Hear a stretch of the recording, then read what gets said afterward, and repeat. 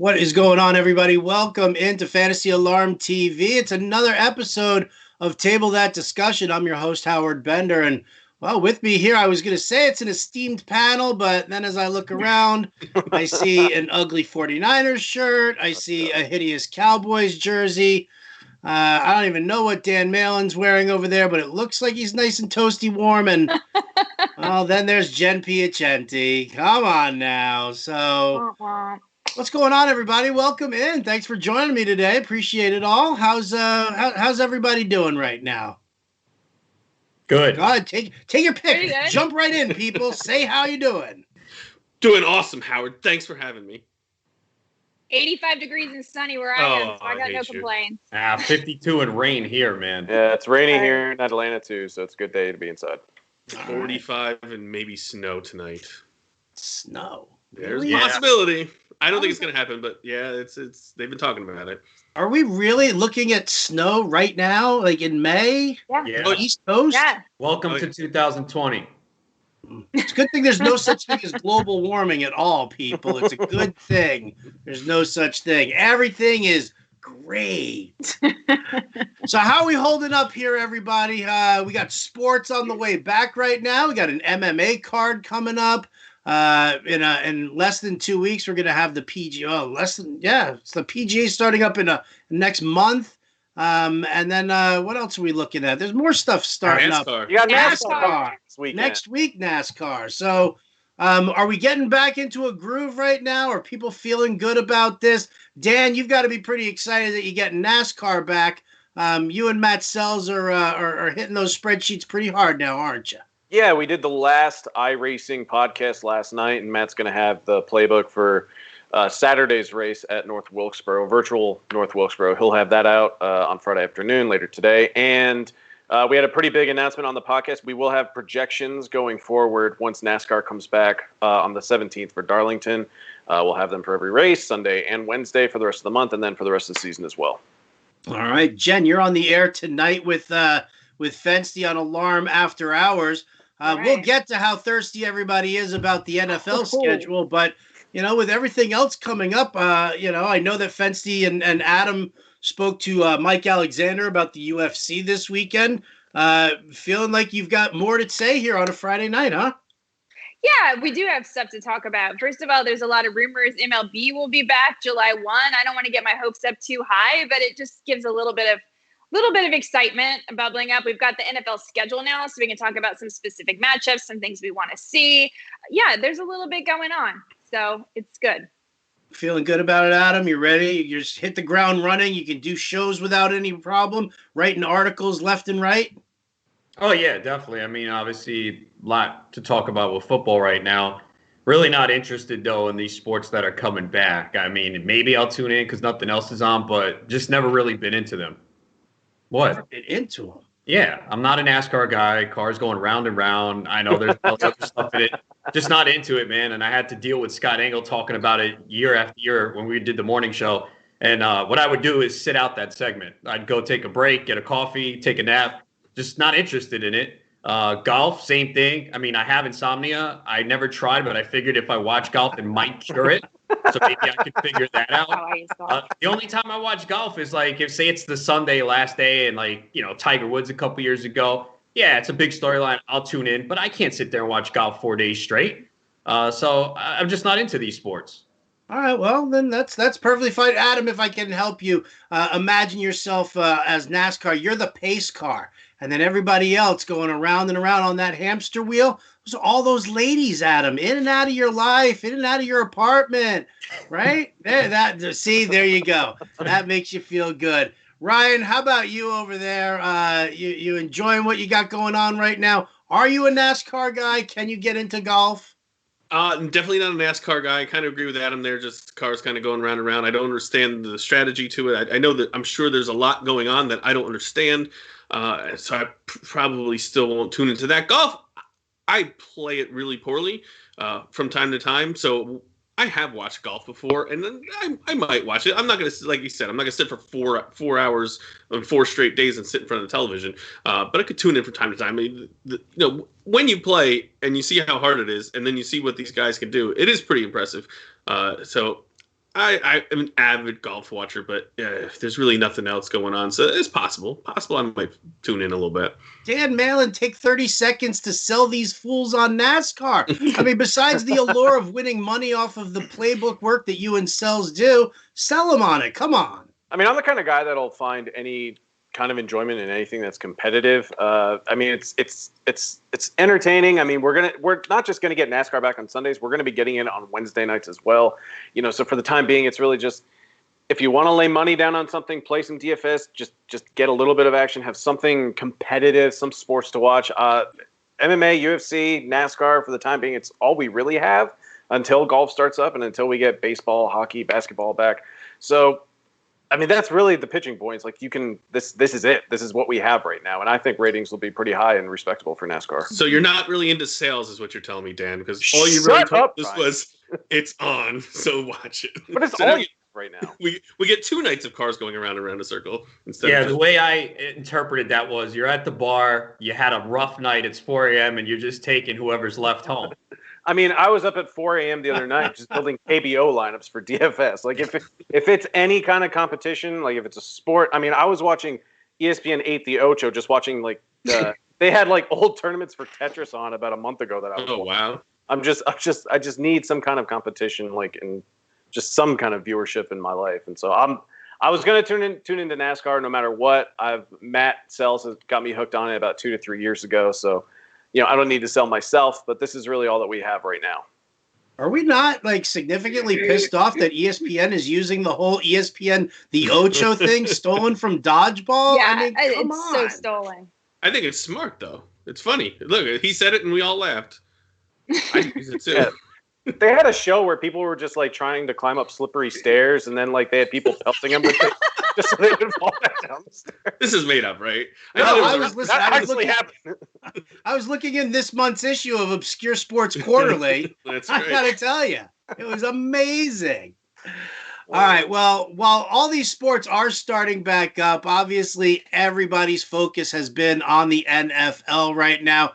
Leave it to the NFL to just dominate 365 without anything going on, even with other sports actually happening here. The schedule was released yesterday. Now, before we all get all like tuned in and freaked out about, oh my God, it's amazing. We already had all the home and away matchups already set. Yeah. What we didn't have was what was on Monday night, what was going to be on Thursday night. The rumors were that the NFL was going to front load the schedule with interconference games so that if they did have to make preparations for the pandemic and push the season off or even cut games, those would be the first ones to go. They didn't do that at all. There's like plenty of divisional matchups in weeks 1, 2, and 3. And there's a lot happening there. So let's talk about, first of all here on Monday night, and I'll ask you, Jen, we'll start with you as far as fantasy football goes, because that's our name of the game here. But you as even a regular fan, is it that important that you end up with a primetime game? Like, do you have to see the Dallas Cowboys on Monday Night Football? Do we have to see our favorite teams in primetime? Because I mean, let's face it, if your team's playing on Thursday, they did not have enough time to prepare from the week before if they had a bye. And if they're playing Monday night, it means that they don't have enough time to prepare for their game the week after. Who gives a crap about primetime games? I don't, to be honest. Besides, we always get a primetime game because we get a Thanksgiving game. So as a Cowboys fan, like, it's not like we don't get our shot. Sorry, your team is so much better than all of our teams. Well, we always get a Thanksgiving Day game. Always. It's ratings. They draw ratings. If they didn't, they wouldn't put him in that spot. It's all about ratings. You can, whether you hate the Cowboys or love them, and that's pretty much it. There's no in between with that team. They get ratings, and that's why they're always on. Yeah. Cowboys, Notre Dame football. I mean, not only do they get the highest ratings, but there's also the most action of any of NFL team. Nobody bets on the Cowboys more than for any other team. So yeah, Thanksgiving is going to be very interesting for you guys. You get that cakewalk game against the Washington Redskins. It's not a cakewalk, man. It's not a cakewalk. Oh, stop it! It is. Man. God, division games. It's not a cakewalk. No, why don't you tell me how dominant the Redskins are here? I never said how dominant they are, but it's a divisional game, man. That's all you got. It's a divisional game. But divisional games are different, man. When it's a rivalry game, the Redskins could have a horrible year. They're going to come to play that week. Now, the unfortunate thing is, and I didn't look the previous Sunday, I'm assuming the Redskins are home. So if they're on the road, then that's obviously a bad disadvantage. Yeah, we all know the Cowboys are a better team, but in divisional games, crazy things happen. I mean, look at the Dolphins and the Patriots the last couple of years, right? I'm sure you would have been sitting here last year. Oh, it's a cakewalk. Patriots are going to smoke them. Dolphins won. Well, I think the Dolphins did a lot in the second half of last year, which, surprised. All right, and do you remember this time last year how a lot of people were saying the Dolphins could historically be one of the worst teams in the NFL? How'd that work out? Yeah, well, they turned it around. Listen, right. Once you become New England South, absolutely, anything's possible. That's why I kind of like Week 1 that you've got the Patriots taking on the Dolphins. Because Week 1, the Dolphins points right now. It varies in sports books, but I think some of them see 9.5. 9.5. Yeah, I'm a Patriots fan. I would put money on the. I'd jump on the Dolphins right now with that. For sure. Absolutely. The Thanksgiving game, by the way, is in Dallas. It's always in Dallas. I was talking about. It's always in Dallas. It's always in Dallas. Redskins on Sunday. In Detroit. Like if the Redskins are on the road the previous Sunday and then have to travel to Dallas, that would be a big disadvantage. No, home against Cincinnati. Okay. There you go. Dan, you talked to me here, and you're a Falcons guy. When you looked at the schedule, was it really important for you to see a Monday or a Thursday game? Not really. I mean, I'm more of a Patriots fan, and so I was still kind of surprised that even sans Tom Brady, they got 5 primetime games. But I don't really look too much into the Monday Night Football factor. I found a website that's actually tracked the results of teams playing on Monday Night Football, and over the past 5 years, teams playing on Monday Night Football are combined 88, 83, and 1 the following week when they play on the following Sunday. So even though it's a short week of prep, it still sucks. They may get Tuesday off depending on if they win the Monday game, but especially if they have to travel and everything, that whole aspect sucks. But in terms of being disadvantaged because they play on Monday, I don't know if that's necessarily the case. But I look forward to when the Patriots are on Monday Night Football because I don't pay for the Sunday ticket package. So whenever any time that they are in primetime, it's nice for me to get to watch them. But oddly, when I saw the schedule, I was more excited about because I'm closer to Tampa Bay than I am New England, so I could easily just go down to Tampa for a weekend or waiting for the Bucs to come here just so I can, see my Lord and Savior Tom Brady. Do you already purchase the creamsicle number 12 Tom Brady jersey? I don't buy jerseys, but I would buy. I think I might make the exception for that one. And I like the new jerseys that the Bucs released as well, but I would definitely get a creamsicle jersey if it's available. All right, well there you go. Christmas right around the corner here, Dan. So yeah, whopping 7 months. There you go. Somebody who is no stranger to buying his team's paraphernalia. Ryan Hallam with your big San Francisco 49ers. Did you bring your mask with you today? I did not. I brought it a couple times ago, and then you said we weren't going to talk about it, so I stopped bringing it. You should always have props, man. You should always have props. Always. I often have a sock monkey. She's got a sock monkey. Look, she got a guitar right behind her here. Jenny, you going to sing us a song? I could. Do we want to hear? Do you have any requests? He did take me out to the ball game already the other day, but I guess we are talking about football. Yeah, no, I want to hear like a legit song. I don't want to hear "Take Me Out to the Ball Game." It depresses me because there's a little piece of me that doesn't believe that MLB is even remotely coming back this year. It definitely is, Howard. Come on. Of course. Yeah, definitely. Definitely. Talk to me, Ryan. Who do you know that's definitely coming back? 100%. I have an in with Manfred. Believe me. I'm on the phone with him every day. We're talking. The spring training is starting in the middle of June. We're going July 1st. The American summer, the red, white, and blue on the 4th of July. We got baseball coming back, baby. Well, like my great-granddaddy always used to say, you could wish in one hand and crap in the other and see which one fills up first. So, listen, I'll stay on the pessimistic side because you know what? Then everything's great. You're a Jets fan. Right. Well, thank you. That is definitely true. No doubt about that. Let me ask you guys here, schedule predictions, stuff like that. It's one of the things that we always kind of see. ESPN's got their whole fluff piece article out there about predicting what everybody's going to do. I think they had like the Bucs were going to be 11-5 this year, coming off of last year's 7-9. Why? Because Tom Brady's over there. Like obviously the defense is that much better. I don't really go with all of that, but what we do like to do is we like to circle games on the calendar. Do we not? Yeah, Yes, there we do. go. So let's see. Who wants to start off? What games did you circle on your home team's calendar here? Has Yeah, to be go. home team? No, I didn't any team that you circle- want to see, Oh, Jen. okay. Go ahead. I got a couple circled. All right. First of all, week 15 Chiefs Saints. That's going to be a bonanza. That's going to be a lot of fun to watch. Excited about that. Second, I think week 3 Texans Steelers is going to be like the Watt brothers battle, which will be really fun to see. That's the week. Maybe I'm just a nerd. Yeah, that was week 3. Yeah. Yeah. That's on Monday Chiefs night of week Ravens. 3 is Chiefs Yeah. and Ravens. Yeah, Chiefs Ravens week. Yeah. Big one. Well, I have that written down too. Okay. I was But hoping that. I figured someone else was going to say that. So I'm taking the non-obvious one so that you guys can still have answers. Why, thank you. See, she's going contrarian. You guys are trying to crap on her selections like Yeah. that? Ugh, that's There's the game 5 you of us circle here. in week There's 3? 5 of us here. Jeez, I let can the lady obviously- speak. Yeah. Me and Howard. Han Solo. No, our I didn't favorite say Jedi. that. I was just waiting for you to Star finish Wars. the sentence so we can Oh. move on from you. So you can make fun of me? Come on. I'm done.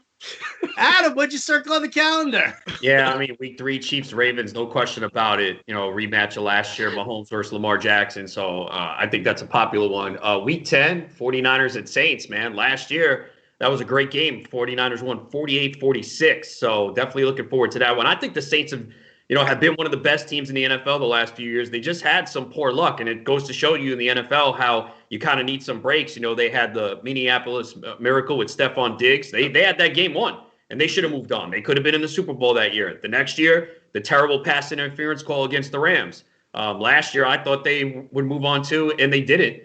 They got upset. So, they're built for now. So that's going to be a great game. 49ers still one of the top teams in the NFC, so I'm looking forward to that game. Week 13 is great. Bengals, Dolphins. And you're probably like, what? Well, it could be Tua versus Burrow. So that's a good game. But same week, you got the Bills at 49ers. We're going to find out about the Bills this year. They have, I believe, 4 primetime games. They could win the division. And the same week, you got Cowboys and Ravens. Lamar Jackson against Dak Prescott. So those are some of the games I'm looking at. I'll tell you what, the Bills, it's great that you bring that up because the Bills, weeks 5 and 6, they got back-to-back games against the Titans and the Chiefs. So they're going to be tested nice and early to see whether or not they can definitely bring that heat. Ryan, what do you got circled on your calendar? I had the Niners and Saints also. And don't forget the people's tight end, George Kittle, dragged the defender 20 yards down the field with his face mask grabbed in that game last year. I also had week 13, the Love Hurts Bowl with the Eagles and Packers. So we'll see if both of the quarterbacks drafted will. Want you all to see, I also had Saints Niners, but I was nice enough to leave it for Ryan Hallam. Oh, thank you. Thank you. Such a sweet start. Jen Piacenti, everybody. Let's all give it up for Jen Giving me Piacenti crap. here, Come on. right? Watt brothers versus Watt brothers. That's fun.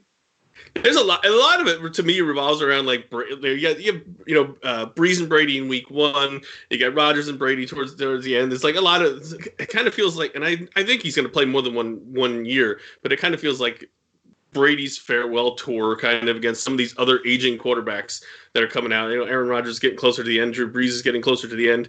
So I think there's a bunch of games like that. Also, like you talked about earlier, the Dolphins are becoming New England South. They play each other twice a year. So Brian Flores goes against his old team. The 49ers play the Patriots this year in week 7. So Jimmy G against the Pats is another good one. So there's games it's games each and every week. Of course, the NFL sets itself up to have intriguing storylines each and every week. Now, Dan, you're nearest Tampa Bay. How psyched are you? I hear it's already earmarked the Preparation H Old Fogey Bowl when when it's Brady versus Breeze twice a season now. To get that, what else you circle on your calendar? Personally, I'm pretty excited about the Bucs coming to Atlanta week 15. That's December 20th, I believe, and that's right around when I'm going to have 2 weeks off for Christmas and everything. And then week 17. 2 weeks off from where? Not from here, dude. I was going to say, we get time off around Christmas. Whoa, you did not submit that paperwork, sir. Sorry. I got time. I apologize. But Denied. Week 15, Bucks Falcons. Week 17, Bucks Falcons again. This time down in Tampa after this year. I may go down for that one as well, depending on if I think Brady will play the whole game. But other ones that I'm excited about, Week 14, Rams-Patriots. That's Thursday Night Football. The thing I like about that one is that I'm pretty sure the Patriots will already be in Los Angeles playing the Chargers the Sunday prior. So while it is a short week of prep, and it's not like they have to travel at all. They're still in Southern California. Eagles-Steelers Week 5 kind of caught my attention. Patriots-Seahawks Week 2. And then I'm kind of also looking forward to the Raiders and Patriots in New England because I think it's John Gruden's first game coaching in Foxborough since the Tuck rule. See, yeah, I like those little things there. I like always going through for the revenge game narrative. What I marked down Week 7, Panthers against the Saints. You get Teddy Bridgewater's first game back in New Orleans. Is that really that's a revenge game? Yeah, listen, anytime you're facing an old team, it's a revenge game. It doesn't matter. He has a rich history with them, Adam. He's got a very rich history with them. Right? All right, what about Melvin Gordon going up against the Chargers in Week 11? How about that, Adam? Is that better for you? That's better. Yeah, that's a good one. Just better, that's it? No, yeah, I don't know, man. The revenge game narrative is so funny because when it works, people pound their chests. When it doesn't, I don't hear anything. Well, because it never doesn't work, so nobody's going to talk about it. When doesn't it work? There has been times. I've gone through this before. There's been plenty of times guys have flopped. Like when? I'd like to know these answers. You didn't say we were talking about this, then I could have dug it up. I have to give you all this information. It's not already there in the psyche of Ronis? Why would that be on the top of my head? Well, because apparently everybody talks about it so much that you're very animated here, Adam, that you're against the revenge game narrative. I didn't say I'm against it. I just said it's funny how the people who are proponents of it always pound their chest when it works. When it doesn't, they don't say anything. And how do you determine then that if it works or not?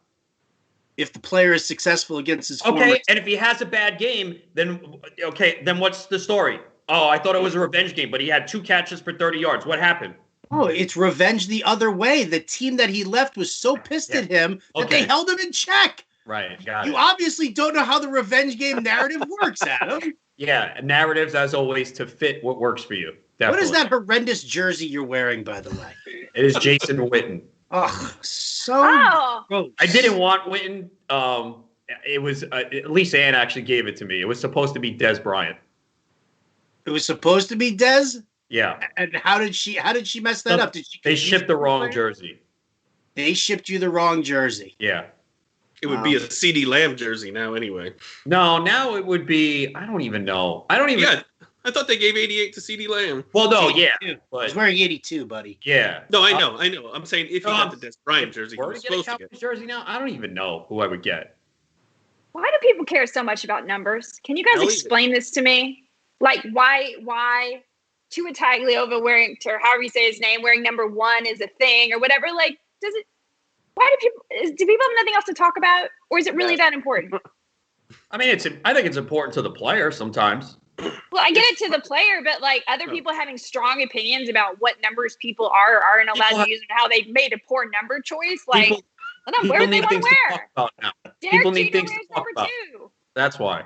All right. I was just hoping that's all it was, but I've seen a lot of like talk about like people judging people's number choices and whether they should be allowed to have a number because somebody back in 1947 also wore that number or something really dumb like that. Like, I don't know. That's always a favorite of mine when it's like it's a number that's not been retired but it hasn't been used and people start freaking out. Did they freak out about CeeDee Lamb wearing 88?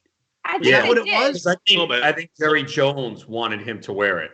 That's right. And that's disrespectful to Dez? I don't know. I mean, I don't know if or Irvin. Michael Irvin was 88. He was the best. He's the best Cowboys receiver to me.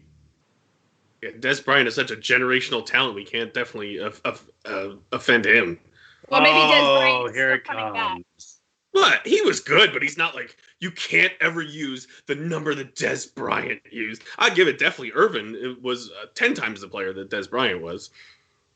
Well, Malin, you're in the middle of that heat there. Tom Brady taking number 12 from Chris Godwin. Now Chris Godwin's got to change his Instagram. He's got to change his Twitter handle. He's got everything attached to the number 12. Yeah. Why is Tom Brady such a selfish son of a bitch that he's got to come in there and demand that he gets number 12? Well, I mean, he trademarks so many things like relating to TB12 and everything like that. I mean, at least Godwin's a nice enough guy to just easily hand it over. I'm sure Brady probably paid him, made a generous charitable donation that we just don't know behind the scenes. But I mean, he's built around TB12. It's in his brain. He trademarks so many things, like a lot of weird things too, like Tampa Bay or Tampa Tom, something like that. I love the guy. His trademarks get a little bit out of hand sometimes, but dude, Gronk just got in trouble because he applied for a trademark on Gronkaneers. Gronkaneers.com. Godwin has to give up his number to protect Tom Brady's economic interests. Like, I agree. mean, it's nice that he did. I mean, I don't care that he did. Like, ultimately, personally, I think Brady's the greatest quarterback of all time. He should have whatever number he wants. Godwin's what, 3 years? Oh, see, and that's the perfect segue right there to a topic that Jen wanted to talk about here, and we'll get more on the NFL schedule here. Yes, the acronym GOAT, which I personally hate. And Adam, you and I have talked about this before. The whole needing to compare players from different eras. The LeBron James people saying that he was better than Michael Jordan. You've got people saying that Tom Brady is the GOAT when we haven't seen him play a single game without Belichick yet.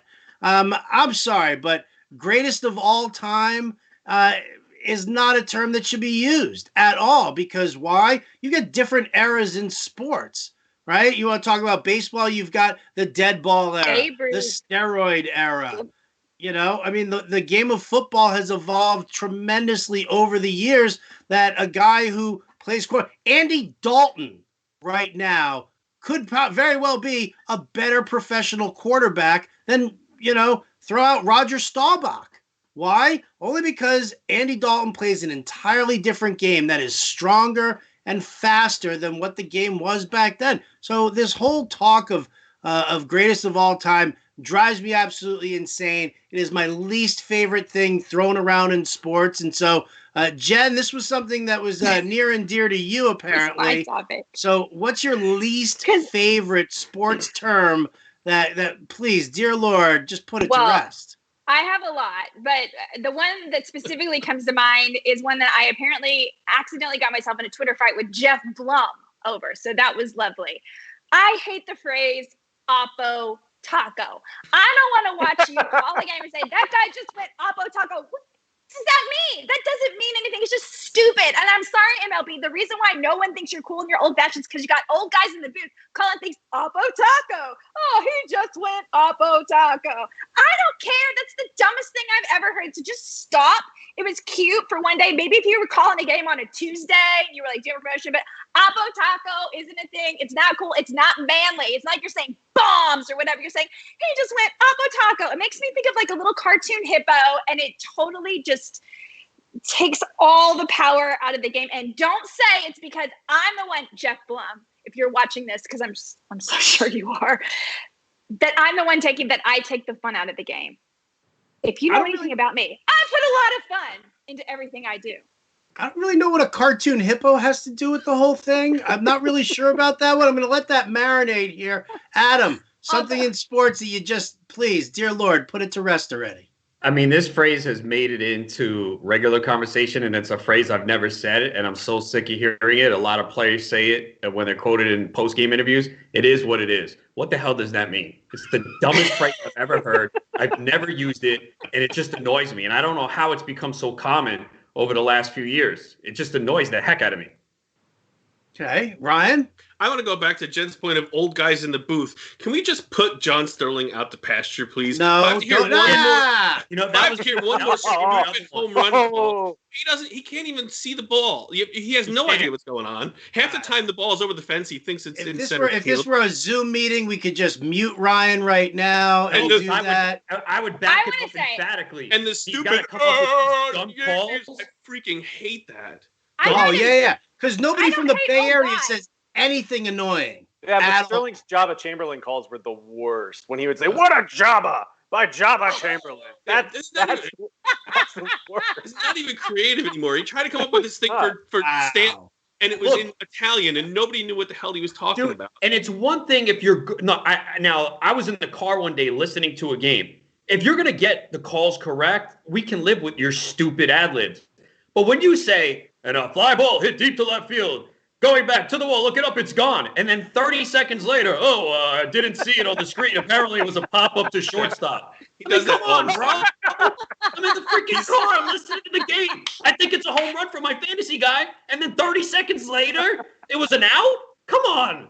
The Yankees are definitely notorious for having those guys in the booth over time. I mean, I grew up watching Phil Rizzuto doing games on Channel 11 in New York, and everything was gone. It's super exciting, and then it was just an infield pop-up for Scooter. So, all right, we can move on to other sports. Chris Berman, anything that he ever said, goodbye. Dick Vitale, anything he ever said, goodbye. It's all over. We're going back to the nursing home. Specific phrases here that are used in sports, not how much you hate broadcasters who all have better jobs than you. All right. How about this? How about America's Team? Can we get rid of that one because they're not? That's definitely one that needs to go. Sure. Yep. 100%. 100%. Dan Malin, how about you? Did I wake you up? Sorry. You okay? You watching some baseball on TV right now? No, I think I actually dropped out for a little bit, but I'm back. I had some connectivity issues. But the one thing I don't like, and this is mostly something I see on Twitter or among sports fans, I hate when fans are referring to athletes as my boy or my guy. That's like my thing. That's like my, it's what it is for Ronis. Like, if you don't know him personally, never even met him, he's just on your fantasy football team, he's not your boy. Or if he went to your college and you rooted for him for 4 years, he's not like your guy. Like, you're not buddies, you're not bros. He doesn't know you. He probably doesn't even care for you. He's not your guy. He's not your boy. Stop it. That's what I'm going to use that all the time on Twitter. Everything I wanted and more. This was everything I wanted and more. This was awesome. You feeling good, Jen? Nice cathartic release. I do. I feel good. But for the record, I don't hate old guys. I love Vin Scully. I'm happy to listen to him wax poetic about Socrates Brito, and then go into something about Socrates the philosopher. So I'm fine with that. But just like dumb stuff, just dumb stupid stuff that's just nerdy, and you guys celebrate your nerdiness. And by the way, don't get me started when we go too much into BABIP and WOBA and blah blah blah blah blah, because that's an entire issue altogether. Is it don't try to BABIP? Jen hates sabermetrics now. Is it BABIP or BABIP? And is it your ex-WOBA or your ex-OBA? And like, do I really impress the ladies by talking with all these acronyms? No, I don't. Yeah, but Jen, have you ever heard of ex-bacon? Bacon? Yes, it's not the food though. It's a nerdier stat yet. I love when guys just try to like continue to come up and create their own. Well, I have this new metric. It's called this. What the hell's wrong with you? Go outside. Find a woman, for God's sake. Stop trying to make up baseball statistics. Just use the ones we have. You're not special. It's not going to get you more followers on Twitter. Just stop. Oh, actually, you know what? Mike Alexander helped create the Fly Index with Brian Crea, and the two of them definitely not only won an award for it, but they also increased their Twitter following. Well, I'm not saying that it's not cool to do those things and understand those things, but to talk about them and throw them around in this like I'm so smart kind of way when no one can understand me is not cool. Like that doesn't make you cool. It makes you a nerd. So you're telling me, Jen, that if either Eno Saris or Paul Spohr were on the available list here, you wouldn't be interested in either? What do you mean by available? Like for the live stream? They both have significant others. I'm saying if they were available. I'm saying I would not, though I would be interested in making me a sandwich or buying me a beer. But you're all about getting free meals, huh? Right? Yeah. Oh, feed me. There it is. Yeah, women just want free food. That's what it's I noticed that. I noticed that. Eat? Wine me, dine me. That's all. I eat a lot, as you can tell. Yeah. I'm a big eater. Back on. Can we get rid of best shape of his life too? That's got to go. That's that's a good one. Yeah. It's definitely a good one. Best shape of his life is huge. But then, what would every beat writer do for their job during spring training or preseason? None of them. All right. Any other phrases that we want to hate on? Because I know that Adam here wants to talk about bye weeks. He's I see. Look, he's drool. I said bye week, and all of a sudden there's drool in the corner of his mouth over here. So, anybody else have any other phrases that they want to hate on, like bat flip? Like the phrase bat flip would bug you, but the actual bat flip would not? No, they both bug me. Really?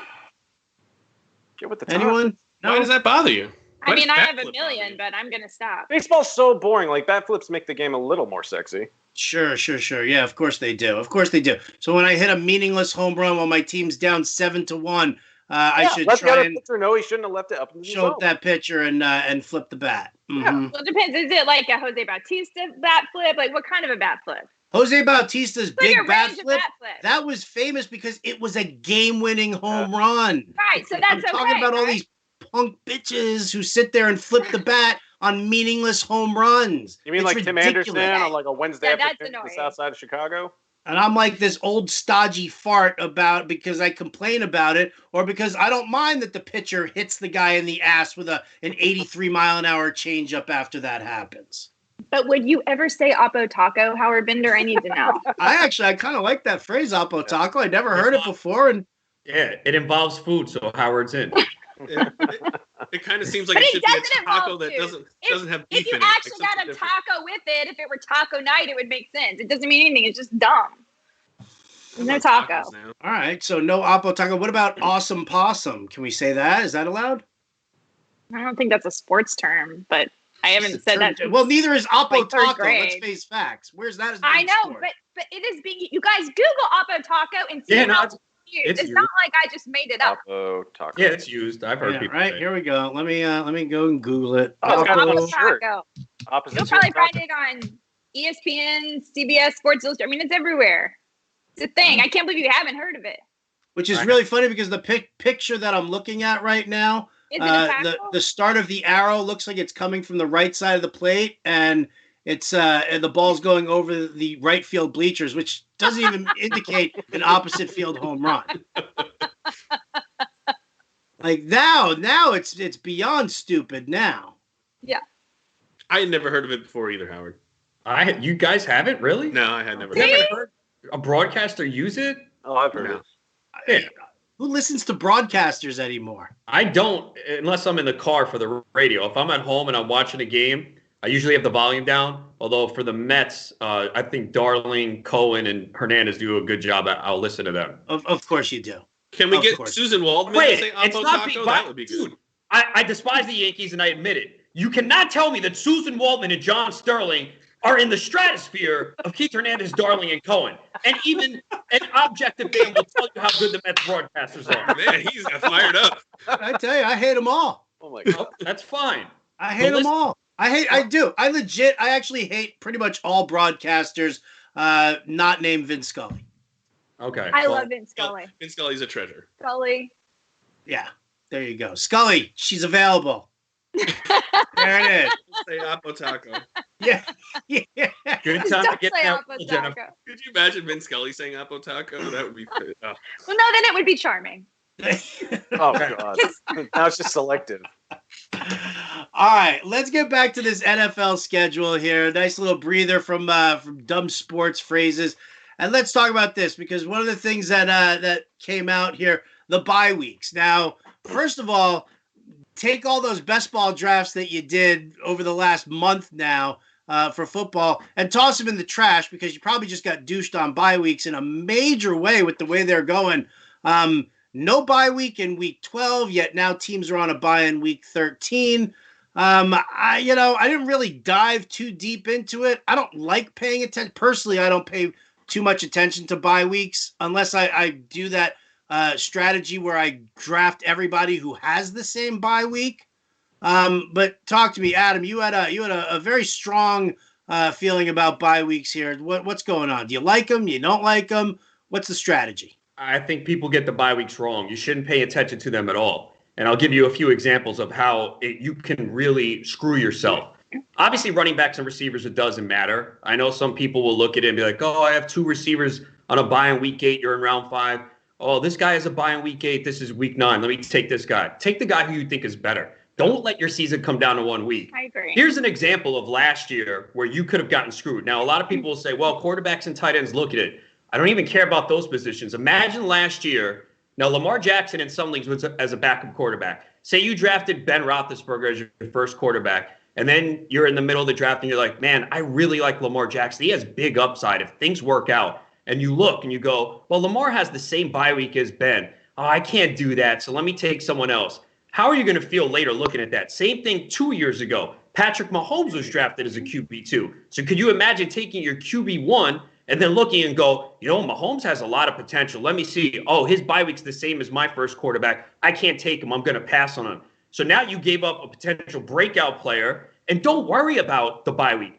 Say it's bye week 8 or 9 and you have both quarterbacks on your roster. Things happen. Last year, Ben Roethlisberger got hurt in week 2. You would cut him. You'd have Lamar as your starter. If they both play great, you have a trade chip. If you're in a high-stakes league and there's no trades, so what? Now you got a quarterback you're keeping away from your competition. And then when that bye week comes, you pick up a quarterback off the waiver wire for 1 week. Same thing at tight ends. Last year, Mark Andrews was drafted as a tight end 2 in many leagues. Obviously, as we got closer to the season, he moved up a little bit. Darren Waller was a backup tight end. So could you imagine taking Zach Ertz and then getting to round 11 and go, man, I really like Mark Andrews' upside. Oh, he has the same bye week as Ertz. I can't take him. Let me take Jack Doyle. I mean, we're doing that for 1 freaking week. This is a week-to-week game. You worry about week 8, week 9, week 10 when it happens. Your roster experiences a lot of turnover. Go back and look. I just looked at one of the high-stakes leagues I won last year. A lot of the guys that I took weren't great. It didn't work out. They got hurt or they didn't perform. And that's what the waiver wire is for. So don't make these decisions based on 1 week. I think it's a big mistake. You could have cost yourself Mark Andrews, Darren Waller, Lamar Jackson, Jameis Winston, Dak Prescott. Why? Just for 1 week? So don't do it. Don't worry about the bye weeks. And we're here at Fantasy Alarm. We'll help you, man. We'll help you. Week 9, week 10, worry about it when it comes, man. This is a week-to-week game. Let's focus on the early season. If you like these guys, you think they have breakout potential, don't bypass them because your starter has the same bye week as them. Does anybody want to try playing devil's advocate and going afraid, or are we all just scared straight now from Ronis? The only thing I will say is maybe the first couple rounds, because most chances are, unless there's an injury, your first 2, maybe 3 round guys, hopefully they're on your team. If your first or second or third round pick craps, then you're in a lot of trouble anyway. But if you don't want to go 1, 2, 3 of guys of the same bye week, I mean, there should be the cornerstones of your team. But other than that, yeah, I completely agree with everything you said, to be honest. Yep. I don't know if even in that case it matters, because even in that case, the max you're going to lose is maybe 1 week if you believe in your players that badly. Here's what I'm going to say. I don't know. If you're picking between 2 people who you feel pretty similarly about, how about that, Kyle? Well, and also verbal retweet of everything Adam Ronis said. But in addition to that, the Jim Bowden verbal retweet. I love it. If you're trying to insure yourself against a bye week in week 8, say, and you're picking that guy now before the season even started, like, how is that smart? You don't know anything that's going on. That guy could end up injured. So many people could end up changing. So, like, I just don't understand why you would cost yourself a better player because you're so concerned about what's going to happen 8 weeks from now in a sport like the NFL. The thing is, though, there's a lot of people listening, and we're here to help those people get better. I mean, you guys are reacting like, yeah, it's pretty obvious, but it's not. So many people look at that bye week for their starter, especially quarterback and tight end, and they're going to bypass that guy. So we have to let people know, don't do that. People feel uncomfortable when they look at their roster and they see, oh, my starting and backup quarterback have the same bye week. Oh, my 2 tight ends. And you know this, we get questions. It's week 1. People ask us questions about week 4 and week 5. Oh, well, I got 4 guys on bye in week 5. What do I do? Don't worry about it. Get through week 1. There's going to be injuries. Things are going to change. So it is our job to help people who have this thought and sentiment, because it's not. Unless you're playing best ball, then it's I mean, that's obvious. I didn't think I have to, but yes. Oh, see, it's not obvious. No, for best ball it is. I mean, if you're going to draft 2 quarterbacks in best ball and they both have a bye in week 8, you're clearly getting a 0. Take a 3rd quarterback then. Right. Again, it depends on how many roster spots. I know the best ball 10s are 20. Some of them are 26 rounds. So, yeah, if you're doing 26 rounds, you should take 3 quarterbacks at least to begin with. 20 rounds, I tend to take 2. But if you want to take 3, I will not argue with it. It makes sense. But, yes, in best ball with 2 tight – if you're only going to take 2 tight ends, you don't want them on the same bye week, take a 3rd tight end. And then if you're so adamant that backup tight end has the potential to break out. I mean, listen, it's a great point, actually that we're making. I'm talking about teaching people. I had this conversation with somebody over at Fantasy Alarm earlier in the week and talking about the number of people who listen to Sirius XM Fantasy, the number of people who tune into these live streams and watch the videos and subscribe to to some of the sites and really do their homework.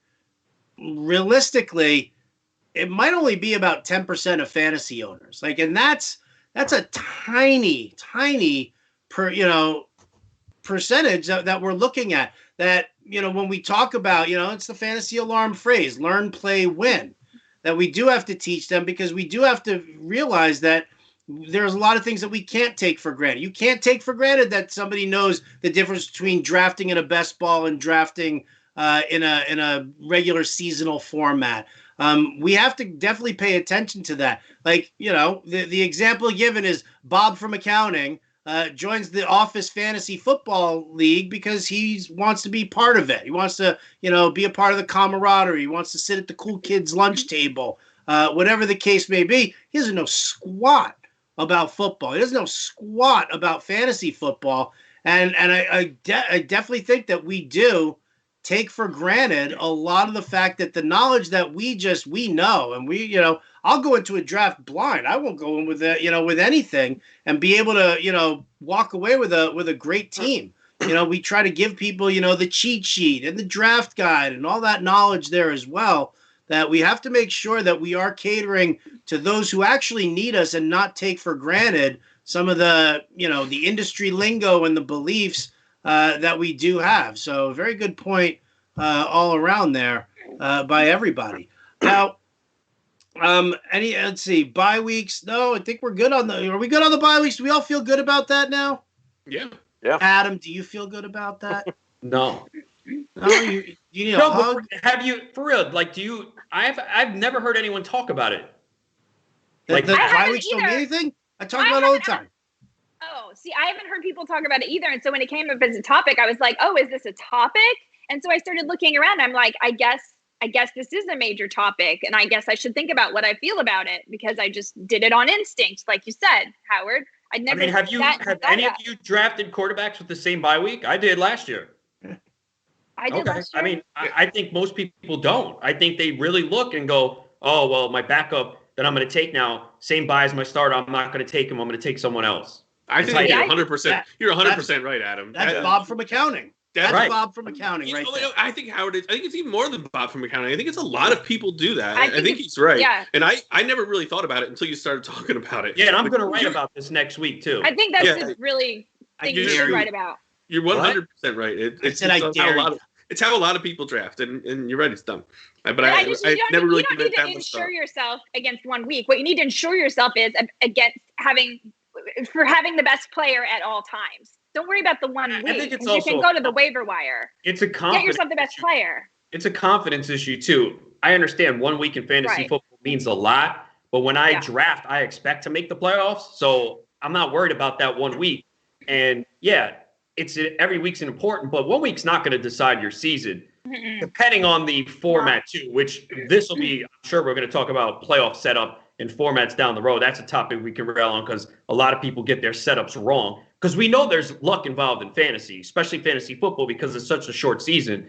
But the goal is to have the best players, and you just shouldn't be passing up potential breakout players just because they have the same bye week as your starter. I actually had somebody ask me last night. They texted me and they asked me if I was a little bit lighter on Panthers and Bucks because their bye week is week 13. And that's typically the week that's right before the fantasy playoffs. And it kind of broke my brain because it's like, well, you'll have those guys on those teams for the first 12 weeks of the season without a bye. Like when other people are struggling with bye weeks for their RB1, maybe weeks 5 through 11, you've got CMC and DJ Moore, Mike Evans, Chris Godwin, Tom Brady, Teddy Bridgewater, if you're in the 2-quarterback league or something like that. Like you'll have those guys. Like every team is going to be encountering bye weeks. It's not just you. And if you're that worried about a player having a bye week the week before the playoffs start, then you're it says a little bit about how much confidence you lack. Having your own team. Yeah. The one issue where The one issue where Week 13 is going to be a problem is I believe the FFPC, their playoffs start Week 13 in a high-stakes league. Yeah, That's a big problem. That's definitely an issue there. But I think about it, bye weeks from the other side of the coin there. You look at the Lions, the Packers, Week 5, Saints, Seahawks, Raiders, and Patriots, Week 6. That's a hell of a schedule that they have to play going the rest of the way. If your bye week is too early, and then you're constantly, you're just dealing with the regular grind and the travel schedule that happens there, then all of a sudden, come playoff time, weeks 13, 14, 15, you do have to kind of worry about whether or not your guy's going to slow down. I mean, I'm all in on Josh Jacobs. I love Josh Jacobs. But what kind of a workload is he going to be able to tolerate when he's got, 12 consecutive games coming in, week out? So it's interesting. I mean, I think, bye weeks overall, I get why they're there. I hate the fact that they're there, though, for the same token, because I do feel like it kind of overcomplicates certain things. But, for me, it's like kickers and defenses, I'll take them with a late bye week so I don't have to sit there and constantly move players, in and out and worry about fab stuff there. But for, regular players there, I don't mind having, just that mid-level bye week there for me. Someday we're going to move to 2 bye weeks too. I don't know. That's going to be a little. Yeah. It's Wait, is NFL as soft as the NBA? Is that what you're saying? load management. Load management. That would drive me absolutely nuts. Absolutely nuts. All right. Well, let's see. Let's table that discussion there. Let's move on to, I need some help with this one here. And I know that Malin, Hallam, and Jen would probably be able to clue me in on this a little bit more than Adam. I don't know if you've gotten involved in this, Adam. But what's up with Dan Malin's food fetishes? Not a foot fetish. Not Rex Ryan and Jen's toes again. I'm talking about the food fetish. Dan, what are they getting on you for here? Can you elaborate for us a little? So a week ago, it was the 5-on-5 that I did with Jen, and I think the topic was just about some of my weirder food habits. And I fully admit, and I have no problem admitting this, I eat some of the weirdest combinations of food. So, for example, peanut butter and mayonnaise sandwiches I've been known to have every now and then. Ketchup. With lettuce. Don't forget the lettuce. That's what you can put lettuce on there too. It's the crunch, remember? Yeah. What's the pairing there? What's the flavor pairing for you, mayo and peanut butter? Well, it's just like you get the sweeteners with the peanut butter, and I can't really describe the taste of mayonnaise. It's just mayonnaise. Like, I hate the way it smells, but I love the way it tastes. What made you do that? Yeah, that's a good question. So when I was in, I think, like 5th or 6th grade, a friend of mine actually had it as like for lunch one day. And I thought it was peanut butter and fluff initially, which is delightful. Delicious. Yeah, we can all agree there. But then she's like, no, it's peanut butter and mayonnaise, and it blew my mind. And so she gave it to me. Like, she gave me half. She turned into a serial killer. No, she's We're her parents. What you're going to talk about on Ryan Hallam's 5-on-5? Just wait. But yeah, so I got introduced to it at a very young age, and I haven't had it in a while. But it's something like I'll openly eat if I don't have like jelly or fluff, but I got mayo. I'll just easily do a peanut butter and mayonnaise sandwich. I got introduced to it at a very young age.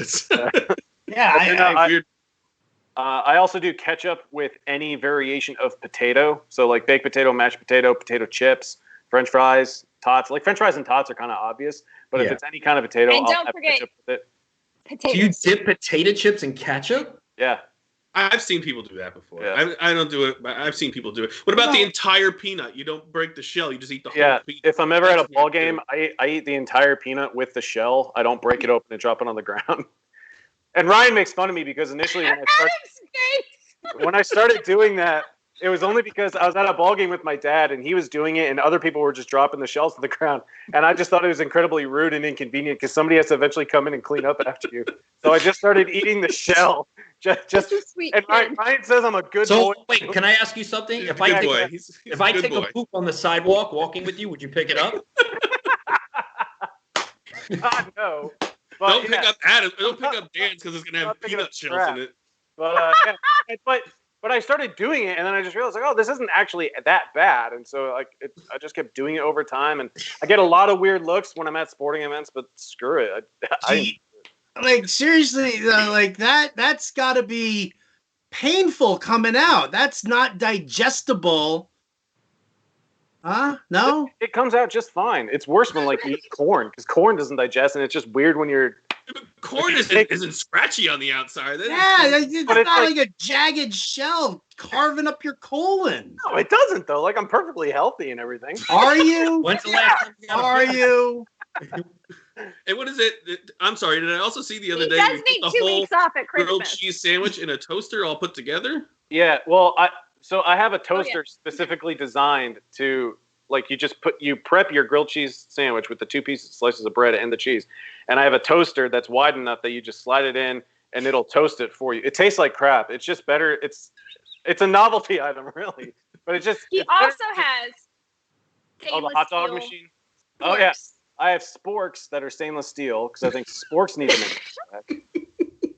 I don't mind the spork. I'm all right with the spork. Yeah, like the sporks are incredibly useful. It's a spoon, it's a fork. You can even use it a little bit as a knife if it's sharp enough. Sporks are great for like KFC coleslaw. Yeah. Huge. I think that's what they give you there, isn't it? But plastic sporks, I get. I'm not sure about. If you're going to use them all the time, Jen, you don't want to be wasteful. True. Yeah, you have to wash it. It's true. To Good eat for the cereal, environment. scoop my avocados out. Yeah, they're incredibly useful. He's good. He doesn't leave waste behind, and he doesn't, overuse plastic utensils. What weird things do you put up with avocados with? I don't know. You guys saw the Jabocado toast thing I sent out. I did. Right? Which I thought was great. I Yeah, thought that is phenomenal. delicious. That was quite tasty. Looks gross. Sounds good, Did actually. you put ketchup on avocados? No, I know a lot of people like. I've seen some people do like peanut butter and avocado. I actually don't do that. The only thing I've ever done with avocado is just hot sauce with avocado. Mm. I'll back you up with the ketchup on the eggs. We can start that because I know that drives Jen crazy too. I'm okay with that. Yeah. I've noticed that's mostly like a Northeast thing. I came down south and like everyone kind of looked at me with like I. Oh really? I started putting ketchup on my eggs. It's not for me, but it's definitely common. It's definitely common. What about like you said any form of potato? Like scalloped potatoes? Yeah. You'll put ketchup on scalloped potatoes. Yep. Mashed potatoes too. Sweet potatoes. Yeah. He does Mashed sweet potatoes is where I started it. He was trying to talk me into the ketchup on the mashed potatoes the other day. I'm like, No. I like you, Dan, but that's a little too far. Sorry. Yeah, I can't get down with that. No. All right. Well, I feel much better that I now. So would you do these things on a first date? Probably not on the first date, but it's just like I've done them enough around like people that I care about and trust. And my parents thought it was weird when I started putting ketchup on every potato. My dad's just kind of accepted that anytime he gets a bag of peanuts at a baseball game, I'm just going to eat the whole thing. You know? When you do get married, will your wife agree to putting sporks as part of the flatware on your registry? Good one. See, I thought like that would actually make it. We don't really need it on the registry. I've always thought that if like we were to get married at our like reception, it would be fun and just a nice touch to just give people sporks and a knife instead of just a spoon, fork, and a knife.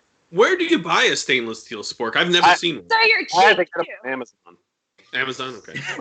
Cheap too. Cheap. Dan's gonna need therapy after this. I love Dan. I think these are kind of therapeutic, though.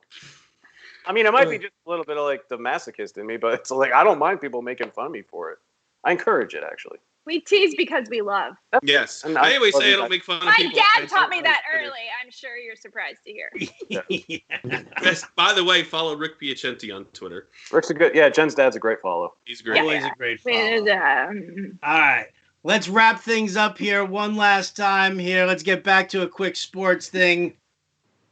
Does anybody out here feel bad for the other sports that the NFL coming out of this pandemic could very well be the be all end all for everybody? Are you afraid that here we go. I know Jen's a baseball girl. I know Adam is a hoops guy. Dan's NASCAR, but I mean maybe it's not his first love. Ryan, I don't even know what is your first love? I'd say I started with baseball, but I think football is kind of taken over now. Okay. Are we all afraid that our other sports are end up losing fans based on the way everything's going right now? Jen, I'll start with you. No, I'm not too afraid. I think it just is what it is. Everybody understands this is an anomaly and things have gone up in ways that we never thought they would. And I think that if or when MLB does come back, and especially if it comes back, say, on July 4th, as America's, birthday is happening, that it could actually rally the troops and get people excited and get people watching again. Because they have, let's face it, not much else to watch, because NFL won't be starting then, and then MLB will be getting more attention. So I'm keeping a positive spin and saying that it's going to be okay, because baseball will be the first major sport to come back. All right. Adam? Not really. I mean, NFL kind of has always been the sport that dominates. By the way, I'm not just a basketball guy, because that's not my favorite sport. No, I know. I'm just saying. What is your favorite sport, Adam? What is your favorite sport? Basketball, baseball, and football. All three I love. They're even? They're exactly even. Yeah. I think the NBA might be hurt a little bit if their playoffs are going on the same time the NFL is. And I know the NFL is, just Thursday and Sunday, but if there's a big playoff game on a Sunday and the NFL has regular season going on, it could hurt. So, Yep. That's the way I look at it. And it's, we're going to have potentially baseball, football, and basketball all going on at the same time. And I've been saying this on the Alarm After Hours show. It's going to be hectic for those of us that cover all three sports. But based on what we're doing today and what we've had to deal with for the last 2 months, I'd sign up for it in a heartbeat. All right. Dan, you? Yeah, I don't really feel too bad for other sports, or I don't think that they're going to lose too many fans. We've seen the NFL especially in recent memory, we've seen the NFL try to have something to dominate each month of the calendar year. And, in February it's the Super Bowl, January it's the playoffs, March it's got the combine, April's the draft, May and June they try to do OTAs and everything, and even that gets a lot of coverage. So the NFL is always going to have something at every point in the year where they're trying to get ratings, attention. But I think when we've had such a long layoff from the other sports that when they do come back, there will be the fans will still be there. They're not going to lose any fans. I think some sports like UFC and NASCAR will get more viewers just because they're going to be back sooner. But MLB, NHL, and NBA, I'm not too worried about them. I don't feel too sorry. Ryan, final word. The only one I really feel sorry for was college basketball. Didn't even get to have their tournament. Those kids are not going to get that back. So that is the one thing that I'd say I kind of feel bad about. I have a little conspiracy theory. I feel like Roger Goodell had control of the coronavirus. God. We knew about it in January, but it didn't really come over here. We waited until the Super Bowl was over, and then he was like, okay, it can happen now because we're good. We don't have anything coming for a while. And just would you really be surprised that he's just the evil genius? That if he doesn't care about anything else but the NFL, and then now, boom, this happens. It hasn't really affected the NFL at all, and now it looks like the NFL is going to not skip a beat. Plus, he got to star in the NFL draft show. Yes. Did you see him at the tail end of that draft when he's slumped in his chair? He's this. He was so clearly wasted. What? He's never been more likable. It's true. He was very endearing the first two nights of the draft. He totally blew Tua's name too. I don't remember what he said, but he got it wrong. He did. Yeah, he butchered that pretty bad. All right. Well, that's going to do it for us here at Table That Discussion. Big thanks to all our participants, Adam Ronis, Jen Piacenti, Ryan Hallam, and Dan Malin. Big thanks to our producer, Matt Sells, for all the hard work he always puts in there as well. That's going to do it for us here at Fantasy Alarm TV. I'm Howard Bender. We'll catch you next time.